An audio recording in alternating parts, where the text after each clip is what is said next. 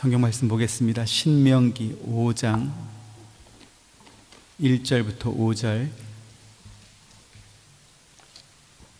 신명기 5장 1절부터 5절 한 절씩 교독합니다.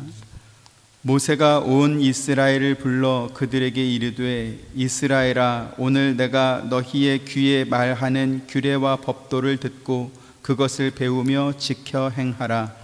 우리 하나님 여호와께서 호렙산에서 우리와 언약을 세우셨나니 이 언약은 여호와께서 우리 조상들과 세우신 것이 아니요 오늘 여기 살아있는 우리 곧 우리와 세우신 것이라. 여호와께서 산 위 불 가운데서 너희와 대면하여 말씀하시매 같이 그때 너희가 불을 두려워하여 산에 오르지 못하므로 내가 여호와와 너희 중간에 서서 여호와의 말씀을 너희에게 전하였노라. 여호와께서 이르시되. 신명기 5장은 모세가 이스라엘 백성들에게 하나님께서 시내산에서 십계명과 율법을 그들에게 어떻게 주셨는지 그 과정을 설명하는 내용입니다.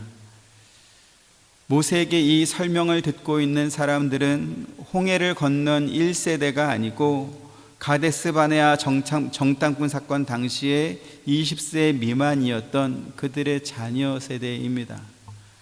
우리가 아는 바와 같이 그 정탐꾼 사건으로 인해서 이스라엘 백성들은 그 후로 38년을 광야에서 더 보내게 되었고 결국 출애굽 1세대는 광야에서 모두 죽었습니다.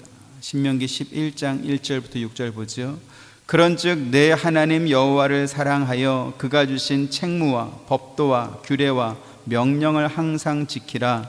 너희의 자녀는 알지도 못하고 보지도 못하였으나 너희가 오늘날 기억할 것은 너희의 하나님 여호와의 교훈과 그의 위엄과 그의 강한 손과 패신팔과 애굽에서 그 왕 바로와 그 전국에 행하신 이적과 기사와 또 여호와께서 애굽 군대와 그 말과 그 병거에 행하신 일, 곧 그들이 너희를 뒤쫓았을 때에 홍해물로 그들을 덮어 멸하사 오늘까지 이른 것과 또 너희가 이곳에 이르기까지 광야에서 너희에게 행하신 일과 르벤 자손 엘리압의 아들 다단과 아비람에게 하신 일, 곧 땅이 입을 벌려서 그들과 그들의 가족과 그들의 장막과 그들을 따르는 온 이스라엘 한가운데서 모든 것을 삼키게 하신 일이라. 아멘. 신명기 11장에서 모세가 강조하는 것이 무엇입니까? 너희의 자녀는 알지도 못하였고 보지도 못하였으나 너희가 오늘날 기억할 것은 이라고 했습니다. 광야에서 태어난 출애굽 2세대는 알지도 못하고 보지도 못했지만 출애굽 1.5세대에 속한 이 사람들은 하나님께서 이스라엘 백성에게 언약을 세우시고 율법을 베푸시고 경계하셨던 것을 직접 목격하고 경험했던 사람들이다 라는 뜻입니다. 그들은 하나님께서 애굽 왕 바로와 그 땅에 행하신 10가지 기적을 본 사람들입니다. 그들이 홍해바다 앞에 섰을 때 애굽 왕 바로가 그의 마병과 병거를 이끌고 그들을 추격해 왔을 때 하나님께서 그들을 홍해바다 물을 덮음으로 인해서 그들을 멸하신 그 사건을 그들은 목격했다라는 것이죠. 그들은 또한 마라와 무리바에서 하나님께서 물을 내준 것을 보았고 그 물을 마셨고 또 만나와 메추라기를 먹은 사람들입니다. 레위 자손 고라와 루벤 자손 다단과 아비람이 이스라엘의 이름난 족장 250명과 함께 하나님과 모세를 대항했다가 심판받은 것도 그들은 목격했습니다. 모세가 출애굽하던 당시와 그들이 지난 40년간 광야에서 지나면서 보았고 경험했던 그러한 일들을 다시 한번 확인해서 말해주는 이유가 뭐죠? 너희는 그 모든 일들을 목격한 목격자가 아니냐라는 것입니다. 신명기 11장 7절 같이 봅니다. 너희가 여호와께서 행하신 이 모든 큰 일을 너희의 눈으로 보았느니라. 오늘 본문 신명기 5장은 하나님께서 시내산에서 그들에게 주셨던 십계명과 율법을 어떻게 주셨는지, 그때 그들이 어떤 일을 행했었는지 그 모든 과정을 설명하는 내용이다 이렇게 말씀드렸습니다. 모세가 이 내용을 다시 한번 강조하면서 확인하는 이유가 뭐죠? 그들이 하나님으로부터 십계명을 처음 받았던 때로부터 38년이 지났기 때문에 그렇습니다. 하지만 세월이 그렇게 많이 흘렀다 해도 변하지 않는 분명한 사실이 있죠. 무엇입니까? 그들이 모세로부터 이 설교를 듣는 이 사람들이 하나님께서 시내산에서 그들에게 십계명을 주실 때 그 현장에 있었던 계약의 당사자라는 사실입니다. 오늘 본문 2절 3절 우리 하나님 여호와께서 호렙산에서 우리와 언약을 세우셨나니 이 언약은 여호와께서 우리 조상들과 세우신 것이 아니요 오늘 여기 살아있는 우리 곧 우리와 세우신 것이라. 네. 제가 어릴 때만 해도 어른들이 호랑이 담배 피던 때 이야기하네 이런 말씀들을 종종 했습니다.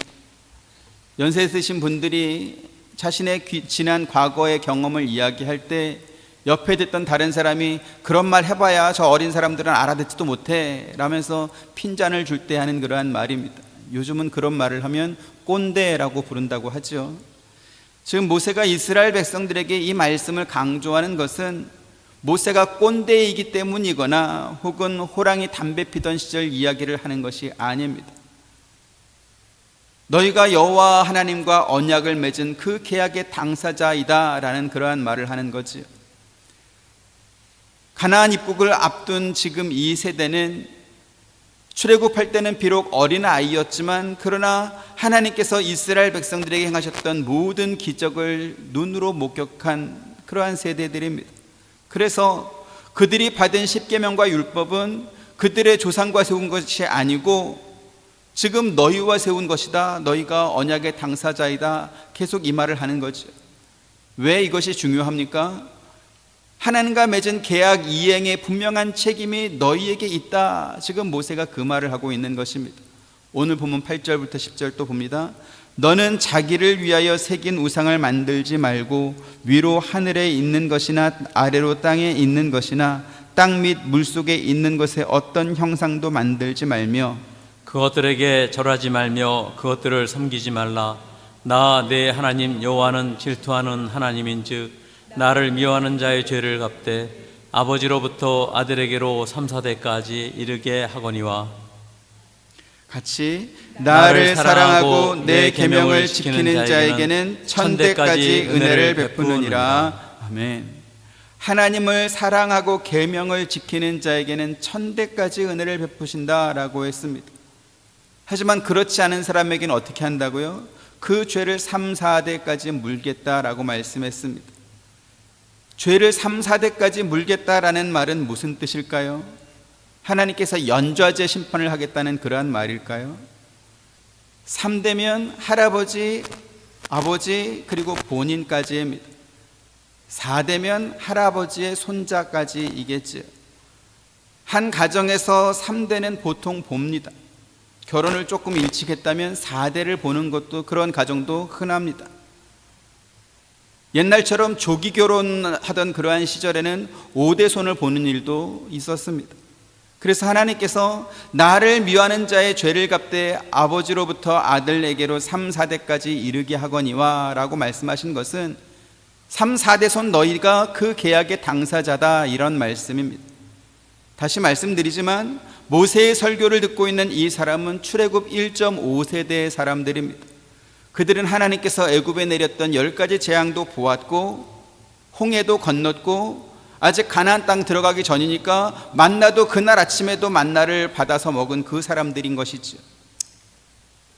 이스라엘 백성들이 발람의 간교한 게임에 빠져가지고 모압 여인들과 음행하고 그들의 우상을 섬겼다가 연병으로 24,000명이 죽게 된 것도 그들은 목격했던 경험했던 그러한 당사자들입니다. 민수기 25장 6절부터 9절도 보죠. 이스라엘 자손의 온 회중이 회막 문에서 울 때에 이스라엘 자손 한 사람이 모세와 온 회중의 눈앞에 미디안의 한 여인을 데리고 그의 형제에게로 온지라. 제사장 아론의 손자 엘레아살의 아들 비나스가 보고 회중 가운데서 일어나 손에 창을 들고 그 이스라엘 남자를 따라 그의 막사에 들어가 이스라엘 남자와 그 여인의 배를 꿰뚫어서 두 사람을 죽이니 연병이 이스라엘 자손에게서 그쳤더라. 그 연병으로 죽은 자가 24,000명이었더라. 아멘. 지금 민수기 25장에 보면요, 하나님께서 모세에게 바알볼 우상을 섬겼던 그 일에 가담한 사람들을 붙잡아서 죽여라 이렇게 말씀을 했고, 그들 외에도 연병으로 죽은 사람들이 있었습니다. 그로 인해서 온 이스라엘 회중이 여호와의 회막 앞에 모여서 하나님의 임재가 있는 그 성막 앞에서 울고 있을 때 그 엄중한 상황에서도 정신 못 차리는 사람이 있었더라는 것이죠. 하나님의 심판을 받아가지고 수많은 사람들이 연병으로 죽어가고 있고, 우상 숭배의 범죄에 가담했던 사람들이 처형받고 있는 그러한 와중에도 미디안 여자를 데리고 당당히 그 앞을 지나간 것입니다. 그때 아론의 증손자인 비느하스가 손에 창을 들고 그 남자를 따라 그 막사로 들어가 가지고 그 두 남녀를 창으로 찔러서 죽였다 이렇게 말씀하고 있습니다. 그러자 그날로 연병이 그쳤다라는 것이죠. 지금 무슨 말을 강조하는 것입니까? 여호와 하나님과 시내산 계약을 맺은 사람 중에는 아론의 증손자면 4대손 아닙니까? 아론의 4대손인 증손자 비느하스까지 포함되어 있었다, 지금 그 말을 하고 있는 것입니다. 오늘 본문에 이 언약은 여호와께서 우리 조상들과 세우신 것이 아니요, 우리 조상들과 세우신 것이 아니요, 오늘 여기 살아있는 우리 곧 우리와 세우신 것이다 이렇게 분명히 말씀하고 있습니다.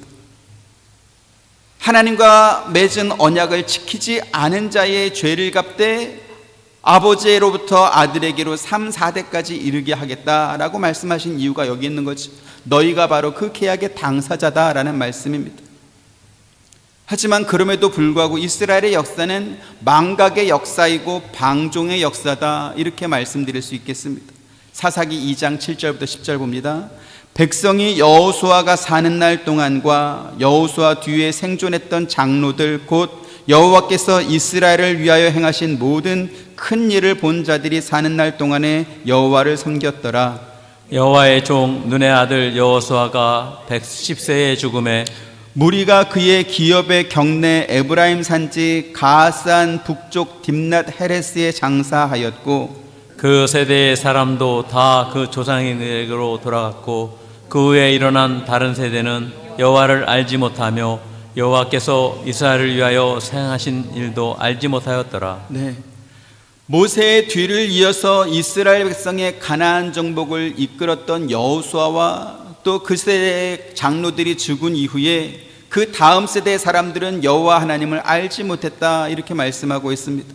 그래서 어떤 일이 벌어졌습니까? 계속해서 11절 12절 이스라엘 자손이 여호와의 목전에 악을 행하여 바알들을 섬기며 애굽 땅에서 그들을 인도하여 내신 그들의 조상들의 하나님 여호와를 버리고 다른 신들 곧 그들의 주위에 있는 백성들의 신들을 따라 그들에게 절하며 여호와를 진노하시게 하였으되. 네, 사사기의 역사는 이스라엘 자손들이 그들 주위에 있는 이방 사람들의 신을 따라 섬기다가 하나님의 심판을 받는 것입니다.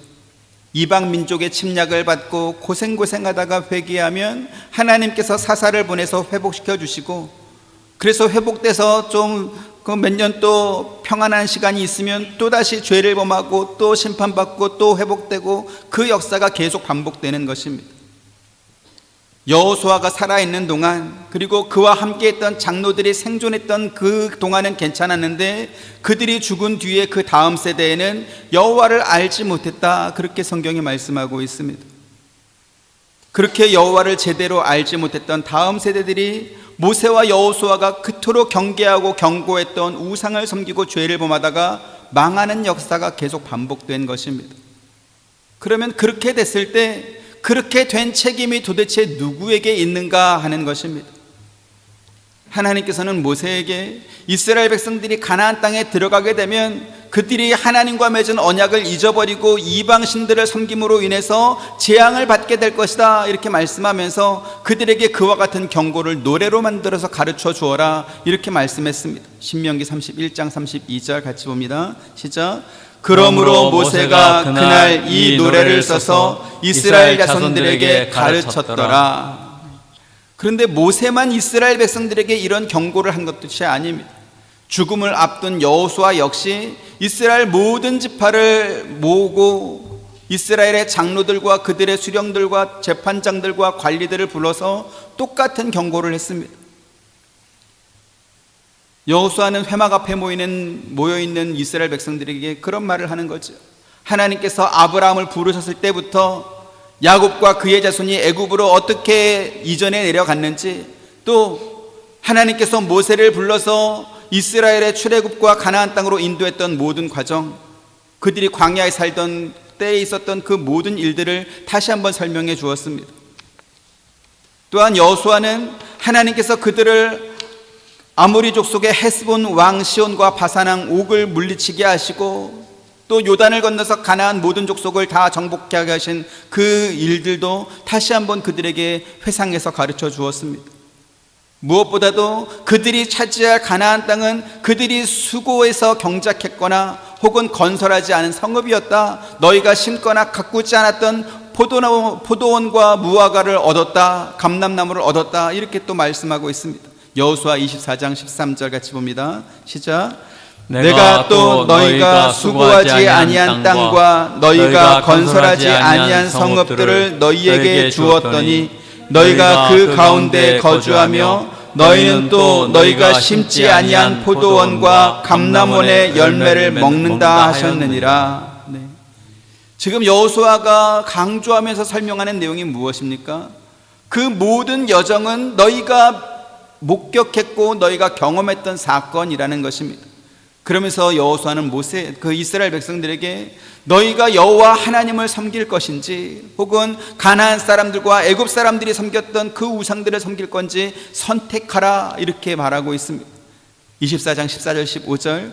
그러므로 이제는 여호와를 경외하며 온전함과 진실함으로 그를 섬기라. 너희의 조상들이 강 저쪽과 애굽에서 섬기던 신들을 치워버리고 여호와만 섬기라.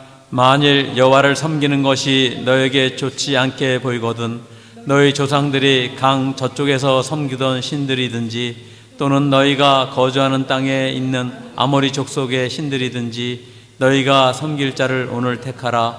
오직 나와 내 집은 여호와를 섬기겠노라 하니. 네.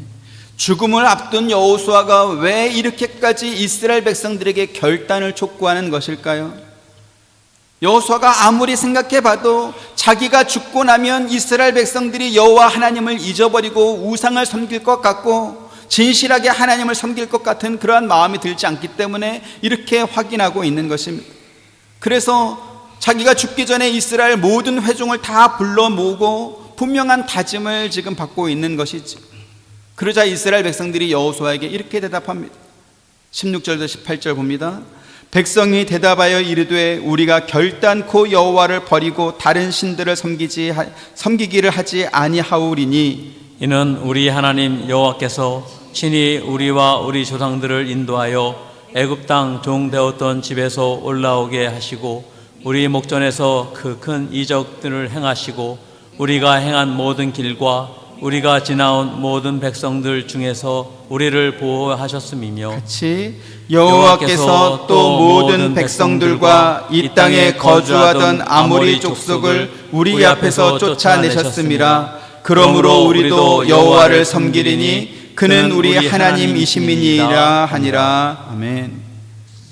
우리가 결단코 여호와를 버리고 다른 신들을 섬기지 않겠습니다. 우리를 이곳까지 인도하신 하나님을 절대로 우리는 잊지 않을 겁니다. 그는 우리 하나님이십니다.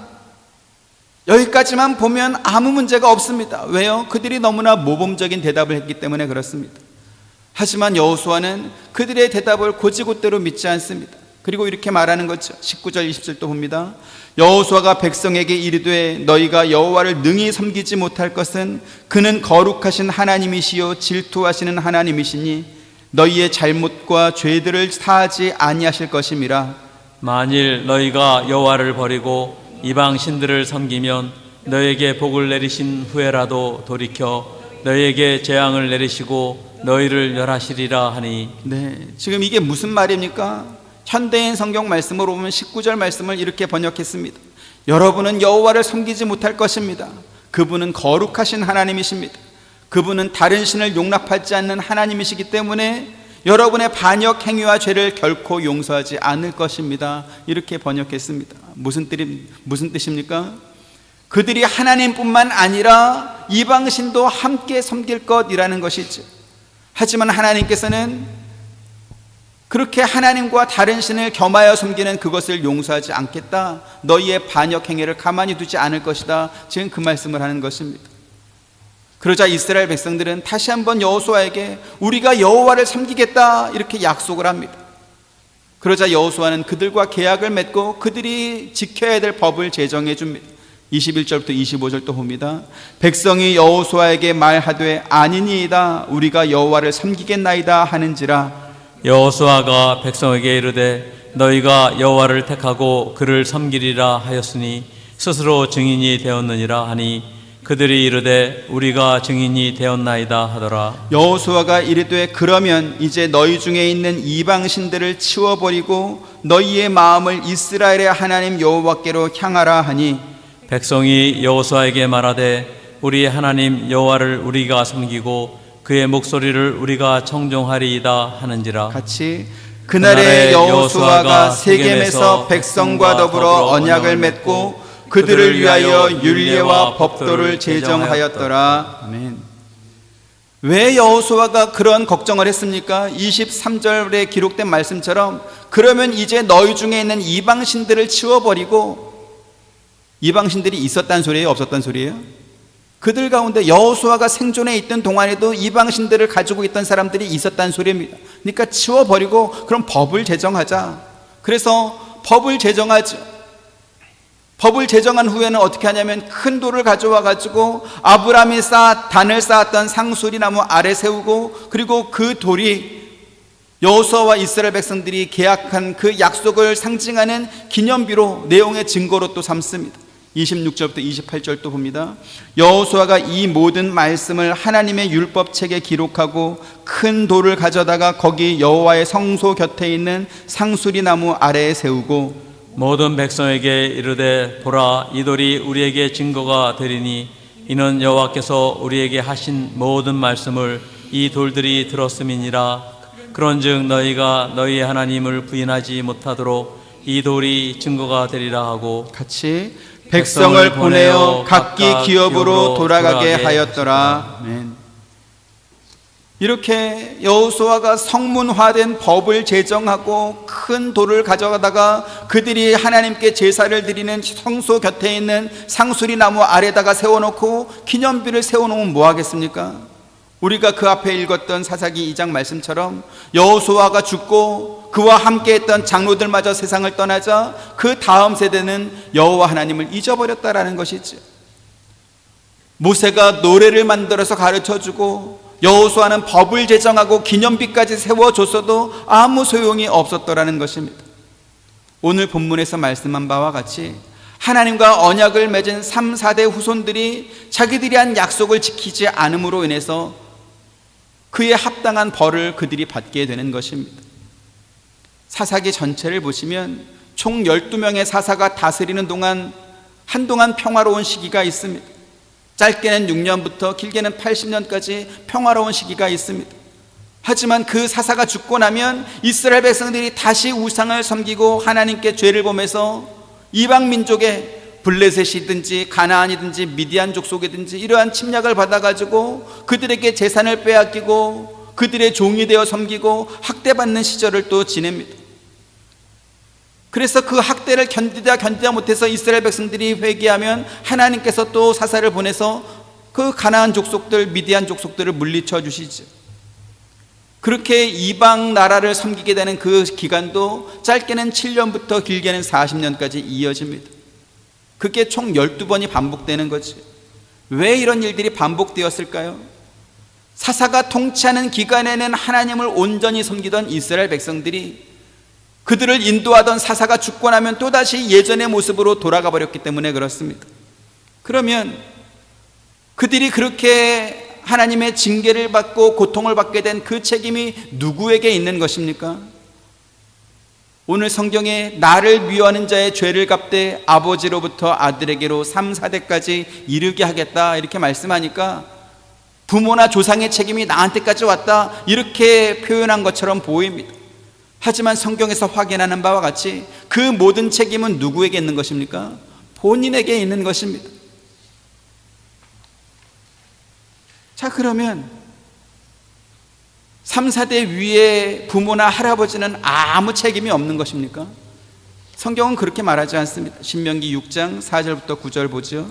이스라엘아 들으라, 우리 하나님 여호와는 오직 유일한 여호와이시니 너는 마음을 다하고 뜻을 다하고 힘을 다하여 내 하나님 여호와를 사랑하라. 오늘 내가 네게 명하는 이 말씀을 너는 마음에 새기고 내 자녀에게 부지런히 가르치며 집에 앉았을 때에든지 길을 갈 때에든지 누워 있을 때에든지 일어날 때에든지 이 말씀을 강론할 것이며 너는 또 그것을 내 손목에 매어 기호를 삼으며 내 미간에 붙여 표를 삼고 또 내 집 문설주와 바깥문에 기록할지니라. 아멘. 하나님을 믿고 예수를 믿는다는 것이 무엇입니까? 그 사람의 마음과 생각과 뜻에서 여호와 하나님을 사랑하는 것이 나타나야 하고 그들의 삶 속에서 증명되어야 한다라는 것입니다. 그것이 말로 한다고 되겠습니까? 그렇게 될 수 있도록 부지런히 가르쳐야 되는 것입니다. 그러면 가르치는 것은 뭐죠? 요즘 어떤 분이 말하는 것처럼 자녀의 관점에서 그 자녀를 이해해주고 자녀가 스스로 동의하고 변화될 때까지 참고 이해하고 기다려주는 것입니까? 성경에서 말하는 가르치는 것은 그가 그 가르쳐준 대로 변화되어야 되는 것입니다. 변화까지가 가르치는 것이지 말로 했다고 해서 가르친 것이 아니라는 것이죠. 누가복음 5장 32절 같이 봅니다. 시작. 내가 의인을 부르러 온 것이 아니요 죄인을 불러 회개시키러 왔노라. 지금 이 말씀은 예수님께서 세리 출신으로 레위라고 하는 그 마태의 집에 들어가 가지고 마태의 친구들이니까 세리들이겠죠. 세리들과 죄인들과 함께 음식을 먹고 있을 때 바리새인과 서기관들이 와가지고 너희가 죄인과 세리와 함께 먹고 마시느냐 이렇게 비난하는 것에 대해서 예수님께서 대답하신 말씀입니다.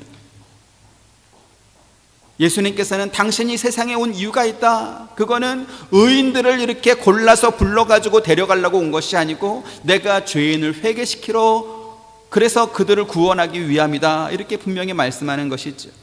자, 그러면 예수님께서 말씀하신 회개는 무엇일까요? 죄인들에게 찾아가 가지고 네가 회개하면 내가 구원해 줄 거야. 그러니까 회개해. 이렇게 선택의 여지를 그들에게 주고 그들이 회개할 때까지 그들의 관점에서 이렇게 기다려주는 것입니까? 아닙니다. 예수님께서 십자가 위에서 모든 죄의 문제를 다 먼저 해결해 주시고 회개한 죄인들을 부르는 것입니다. 자, 그러면 죄인들이 회개하지 않으면 어떻게 될까요? 요한계시록 2장 5절 같이 봅니다. 시작. 그러므로 어디서 떨어졌는지를 생각하고 회개하여 처음 행위를 가지라. 만일 그러하지 아니하고 회개하지 아니하면 내가 네게 가서 내 촛대를 그 자리에서 옮기리라. 선택은 뭡니까? 선택은 어느 쪽을 선택하든지 그 결과를 자기가 책임질 수 있거나 감당할 수 있을 때 선택하는 것입니다. 자, 그러면 회개는 선택하는 것입니까? 선택할 수 없는 것입니까? 회개는 선택하는 것이 아닙니다.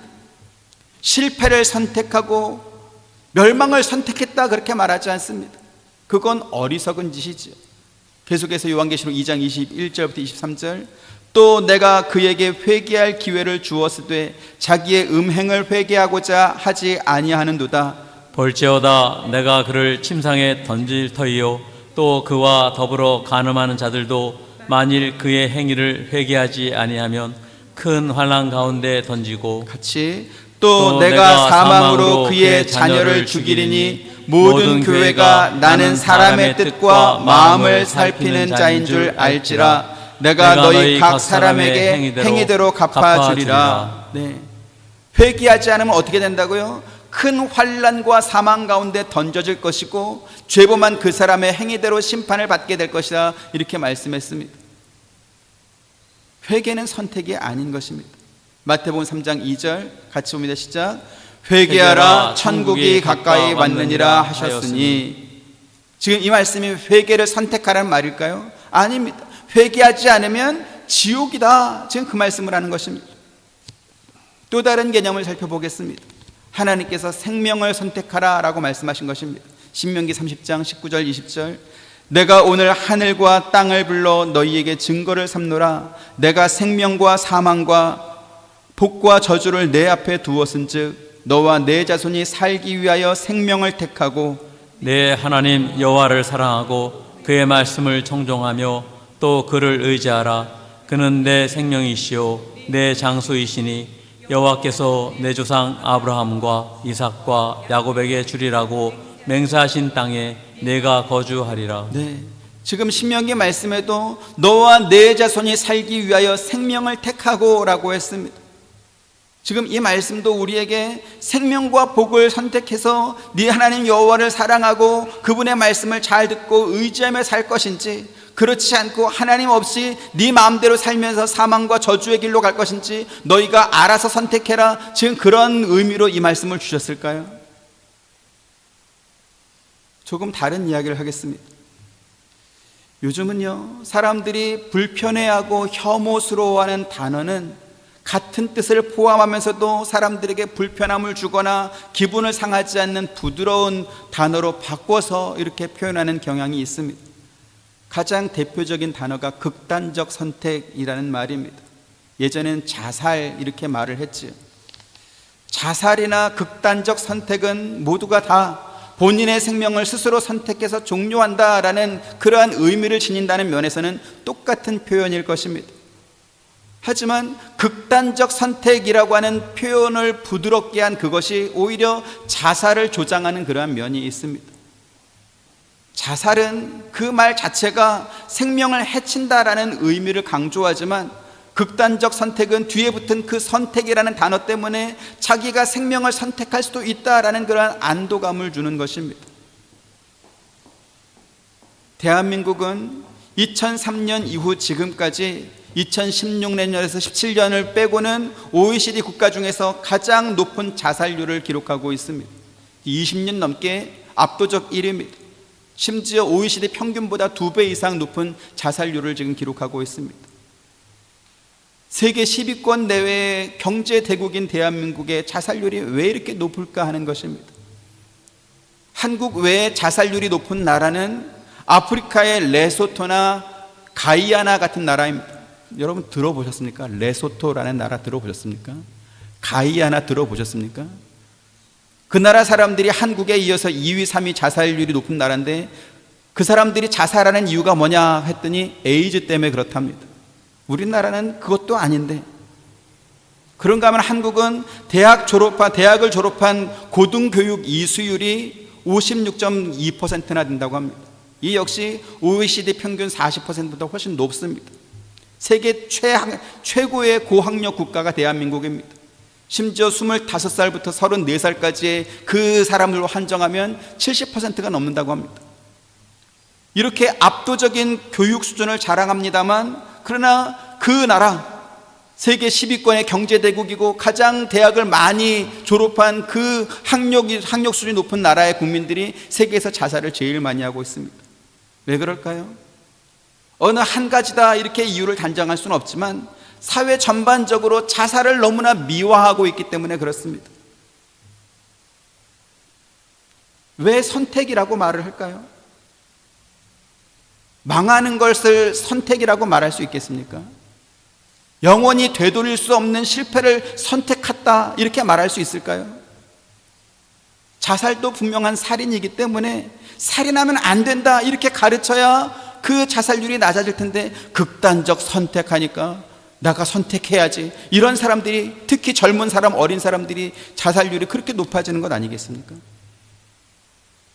오늘 하나님께서 너와 내 자손이 살기 위하여 생명을 택하고 라고 말씀했습니다. 그 말이 선택하라는 뜻일 것 같습니까? 생명으로 오지 않으면 죽는다라는 뜻이니까 생명으로 와라, 지금 그 말씀인 것입니다. 당연히 생명을 선택해야죠. 그것을 고민한다는 자체가 말이 안 되는 일인 것입니다. 신명기 6장에서 오늘 내가 네게 명하는 이 말씀을 너는 마음에 새기고 내 자손에게 부지런히 가르치며 라고 말씀했습니다. 자, 여기서 말씀한 이 가르치며 라는 말이 자녀에게 학습을 선택할 권한을 줘라, 권리를 줘라, 지금 그런 의미일까요? 우리도 학생 시절을 지나왔지만 공부를 선택해가지고 알아서 잘하는 사람은 거의 드뭅니다. 대부분 부모의 협박과 체벌의 공포가 동반된 그러한 상황에서 공부 안 하면 맞아 죽으니까 공부를 하죠. 그렇지 않습니까? 그래서 학생 시절일 때는 내가 앞으로 결혼해가지고 자녀를 낳으면 절대로 우리 엄마 아빠처럼 때려가면서 공부를 시키지 않을 거야. 나는 그렇게 무식하게 야단치지 않을 거야. 이렇게 결심합니다. 저도 그랬습니다. 왜요? 행복은 성적순이 아니지 않습니까? 공부 잘했다고 다 성공하는 건 아니지 않습니까? 그래서 학생들 눈에는 그런 게 보는 거죠. 그런 게 보이는 거죠. 그런데 막상 결혼해서 자녀가 생기고 나면 어떻습니까? 그 사람도 자기 부모가 자기에게 했던 것처럼 심지어 더 심하게 자녀에게 공부할 것을 강조하고 강요합니다. 왜 그렇습니까? 학생 시절에 공부를 잘했던 사람이 그나마 성공의 확률은 모르겠지만 실패할 확률이 낮아지기 때문에 그렇습니다. 미국에서 가장 존경받는 대통령 가운데 한 사람인 링컨 대통령은 정규 학교 교육을 받은 기간이 총 12개월이 되지 않는다라고 합니다. 너무나 가난했기 때문에, 또 링컨의 부모님 모두 다 글을 읽지 못하는 그러한 사람들이었기 때문에 공부할 환경이 만들어지지 않은 것입니다. 그리고 가난해서 어릴 때부터 농사 짓고 또 장작 패기 같은 그러한 육체 노동을 하면서 가정을 도와야 됐기 때문에 학교에서 공부할 시간이 없었던 것이지. 그래서 링컨을 그림으로 묘사한다 그러면 한 손에는 책을 들고 한 손에는 도끼를 들고 있는 그러한 그림이 그려질 정도로 그렇게 노동과 공부를 같이 했던 그러한 사람입니다. 하지만 그 링컨이 결국 대통령이 됐지요. 발명왕으로 알려진 에디슨 역시 학생 시절에는 문제아로 찍혀가지고 초등학교 3학년 때 학교를 자퇴해야 했다고 합니다. 정규 교육을 제대로 받지 못한 사람입니다. 하지만 에디슨 역시 그가 만든 수많은 발명품으로 인해서 세상을 바꾼 사람입니다. 이렇게 링컨과 에디슨이 정규 학교 교육을 제대로 받지 않아도 미국의 대통령이 되고 또 세상을 바꿀 만한 발명품을 많이 만들었기 때문에 내 자녀도 학교 안 보내도 된다. 그런 부모 있겠습니까? 없겠습니까? 그런 부모는 없습니다. 왜요? 그 두 사람 말고 미국의 대통령이 되고 세상을 바꿀 만한 발명품을 만들어내는 사람들은 다 공부를 잘하는 사람이기 때문에 그렇습니다. 확률상 그쪽이 훨씬 더 높은 거죠. 공부 안 하는 쪽보다 공부 잘하는 쪽이 확률이 더 높기 때문에 공부를 시키는 것입니다. 그게 어린 시절엔 보이지 않지만 부모가 될 만큼 이렇게 살아보면 세상에서 성공 확률을 높이고 실패할 확률을 낮추는 그러한 것은 그래도 공부를 잘하는 것이다 그래가지고 자녀와 치열하게 싸우면서 그 자녀에게 공부를 시키는 것입니다. 자, 그러면 성경에서 내 자녀에게 부지런히 가르치라 라고 말씀한 건 어떤 것일 것 같습니까? 성경은 알아서 배우게 된다 그런 말일까요? 일주일에 한 번 주일학교 보내면 된다 그런 뜻일까요? 혹은 신앙교육은 대학교 들어가서 시작해도 늦지 않다 그러한 말일까요? 아니면 하나님 섬기는 것은 어려운 일 닥쳐보면 저절로 그러한 마음이 생긴다 그러한 뜻일까요? 하나님을 믿고 예수님을 믿는 것은 그 사람의 마음과 생각과 뜻과 그가 계획하고 행동하는 모든 것에서 제일 첫 번째 원칙이 하나님 말씀대로 사는 것인 것을 의미하는 것입니다. 모세가 그토록 노래까지 만들어서 강조해주고 여호수아가 백성들을 모아놓고 두 번, 세 번 강조하고 다짐받고 그래서 법까지 제정하고 큰 돌을 가져가지고 성전 옆에 기념비를 세워놓고 이걸 볼 때마다 너희가 약속한 것을 지켜라, 기억해라, 생각해라. 심지어 모세는 뭐라고 말합니까?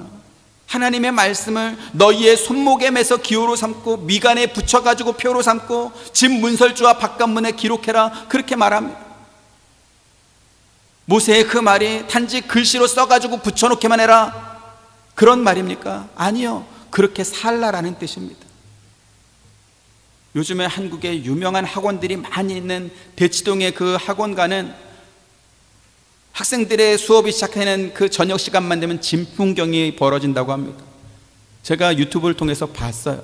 뭘 봤냐 하면 학원들이 있는 양쪽 길가에 커다란 캠핑카가 수십 대씩 이렇게 양쪽으로 줄지어 서 있는 것입니다.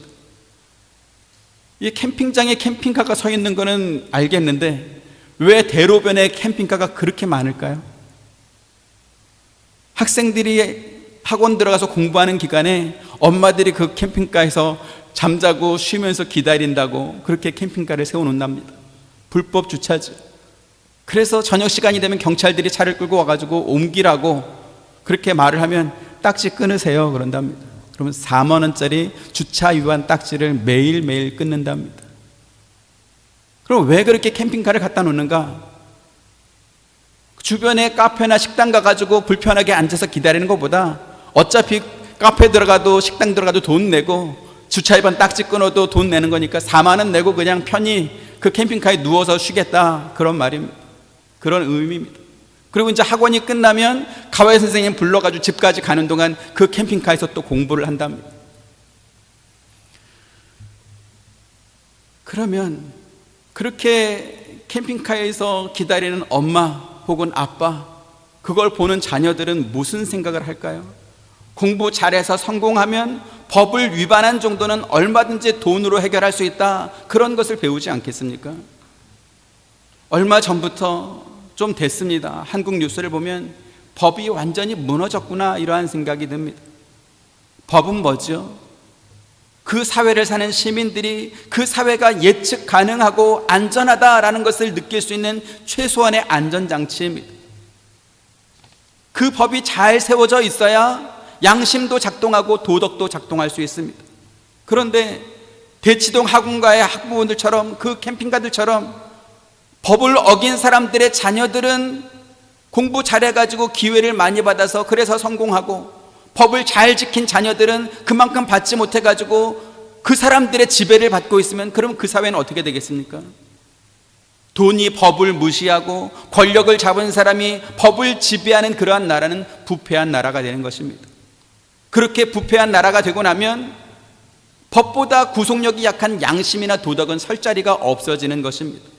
나만 잘 되면 되는데, 나만 성공하면 되는데, 돈이면 다 해결되는데 양심을 지킬 이유가 어디 있으며 법을 지킬, 도덕을 지킬 이유가 어디에 있겠습니까? 하나님께서 내 자녀에게 부지런히 가르치라 라고 말씀하신 것은 대치동의 학부모들처럼 법을 위반하다 할지라도 세상에서 성공하는 법을 자녀에게 잘 가르치라, 그러한 말이 아닌 것입니다.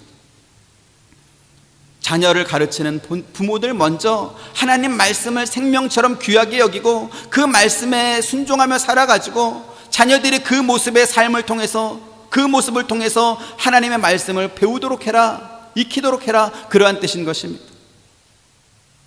오늘 성경에 집에 앉았을 때든지 길을 갈 때든지 누워있을 때든지 일어날 때든지라고 했습니다. 하나님의 말씀이 부모들의 삶의 기준이 되고 원칙이 되고 있다면 자녀들이 그 모습을 보고 배우게 될 것입니다. 그것을 내 손목에 매어 기호로 삼으며 내 미간에 붙여 표로 삼고 집 문설주와 바깥문에 기록해라, 이런 말은 하나님 말씀이 그 사람의 이름표가 되고 그 집의 문패가 되라는 그러한 뜻입니다. 그런데 하나님 말씀을 이름표와 문패로 붙여놓고 말씀에 어긋난 삶을 살고 있다면 그것이 바로 외식하는 신앙생활일 것이고 하나님을 무시하는 것 아니겠습니까? 부모가 그렇게 신앙생활하는 모습을 본다면 자녀들은 신앙생활을 배울 곳이 없어지는 거죠. 필요 없다라고 생각할 것입니다. 학원 앞에 커다란 캠핑카를 주차해놓고 매일 주차 위반 딱지를 4만 원씩 떼면서도 아랑곳하지 않는 그러한 부모들을 보면서 그 자녀들이 뭘 배우겠냐라는 것입니다.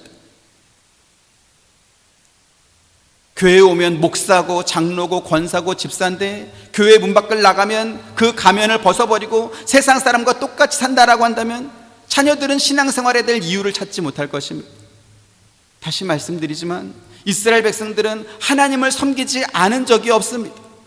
하지만 모세와 여호수아가 경고한 것처럼 그들은 하나님과 우상을 함께 섬겼습니다. 왜 그랬을까요? 주변 강대국들이 섬기는 우상들이 그들에게 복을 주어가지고 이스라엘보다 더 잘 살고 있다, 더 크고 번성한 나라가 됐다라고 생각했기 때문에 자기들로 복받고 싶어서, 자기들도 그렇게 성공하고 싶어서, 그래서 하나님도 섬기지만 우상이 주는 복도 받고 싶어가지고 우상도 같이 섬겼던 것입니다.